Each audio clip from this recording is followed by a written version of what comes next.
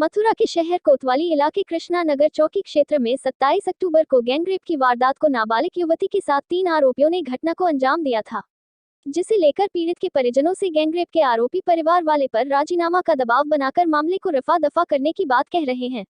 वहीं पीड़ित परिजनों ने आरोप लगाते हुए कहा कि हम पहले मोहल्ली रोड पर रहते थे, लेकिन वहां पर यह लोग हमारे घर पर आकर हमको जान से मारने की धमकी और राजीनामा का दबाव बनाने के लिए कहते थे।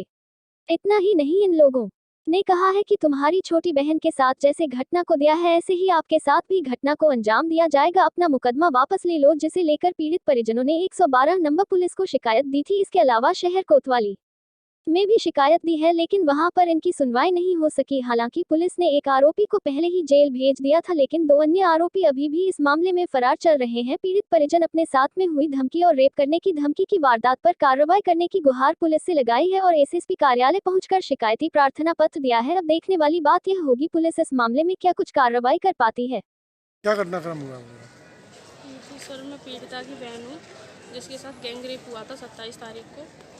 तो सर उसमें मुकदमा भी दर्ज हो गया था और अब उसके घर वाले हैं प्रकाश के, वो आके हमें धमकी देता है, उसका भाई अनिल, कि राजीनामा कर लो, अगर राजीनामा नहीं करोगे तो जैसे तेरे बहन के साथ गैंगरेप हुआ था वही हाल तेरा भी करेंगे हम।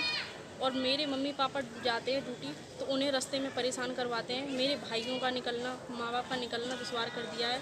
मैं दुकान पे अकेली रहती हूँ, वहाँ पे लोगों को भेजता है रोज़ दारू पिला पिला के, और खुद आता है धमकी दिलवाता है कि अपना केस वापस ले लो, अगर केस वापस नहीं लोगे तो तुम्हारे साथ भी बलात्कार होगा।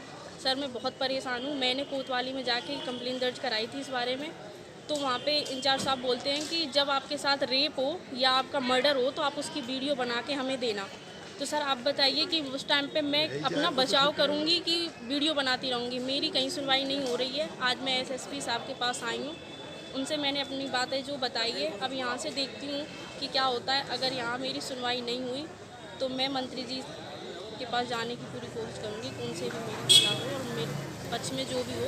हाथ जोड़ के निवेदन है कि जो मेरी हक की बात है वो मुझे इंसाफ दिलाने की कृपा करें।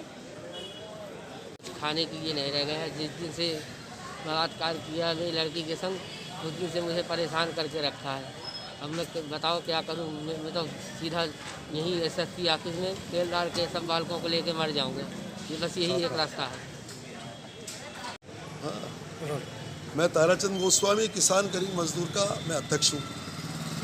इन लोगों का फोन आज आया क्योंकि आदमी जब ही किसी को बुलाता है, पुकारता है, जब कहीं उसकी सुनवाई नहीं होती है। तो यहाँ लगभग मैं समझता हूँ मथुरा में सभी जानते हैं, किसी ने इनको फ़ोन दिया होगा, मेरा नंबर हुआ। ये जो लड़की है मेरे बराबर में, नाबालिग है, इसकी 27 अक्टूबर को गैंगरेप किया गया कोतवाली क्षेत्र के अंदर, जो कृष्णा नगर क्षेत्र में आती है। उसके बाद इन लोगों ने वो मकान खाली कर दिया क्योंकि लोग बांधा के रहने वाले हैं, यादव हैं। फिर उसके बाद ये लड़की बड़ी वाली, इन्होंने जन सेवा केंद्र खोला हुआ है रुक्मणी बिहार पर हाईवे के नज़दीक। कल इनके पास उसका भाई पारिवारिक आता है, एक जेल में गया है, अभी उनकी गिरफ्तारी नहीं हुई है। तो इनसे ये खुल के कह रहा है कि जैसे तेरी लड़की के साथ हुआ है इसी प्रकार से भी तेरा जो है गैंगरेप किया जाएगा, क्योंकि तुम यहाँ के रहने वाले नहीं हो, बाहर के रहने वाले हो, इसलिए तुम हमारा कुछ नहीं बिगाड़ सकते, क्योंकि हमारी सबसे यहाँ पर सांठगांठ है।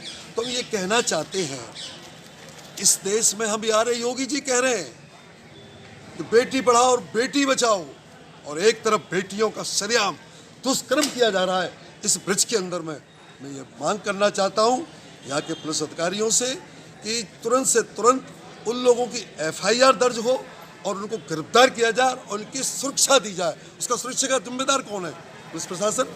अब ये सबसे मिल रही है, कह रही हैं, रो रहे हैं, इसके बाद भी एक का हो गया। भाई एक का क्यों हुआ? जो नाम ज्यादा उनका दोनों को गिरफ्तार कीजिए आप।